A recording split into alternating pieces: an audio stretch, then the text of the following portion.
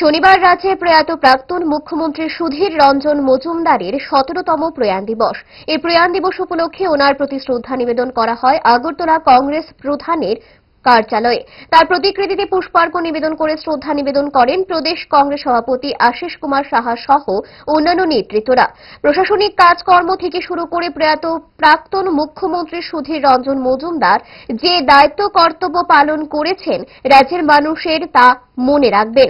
বিশেষ করে কর্মচারী এবং বেকারদের কর্মসংস্থানের প্রশ্নে 88 সালে কংগ্রেস TUGS জোট সরকারের সময় যে উদ্যোগ নিয়েছিলেন তা প্রশংসার যোগ্য, এমনটাই দাবি করেন প্রদেশ কংগ্রেস সভাপতি আশিস কুমার সাহা।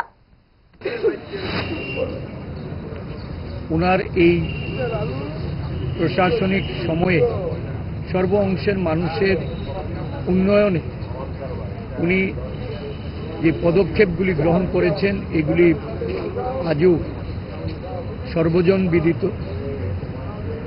রাজ্যের কর্মচারীদের জন্য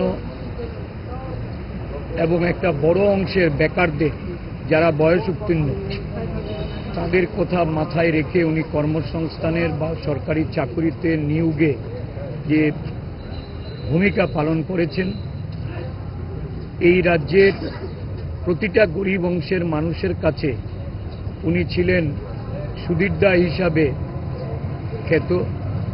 ভালোবাসা বদলায়নি আর বদলায়নি তারা।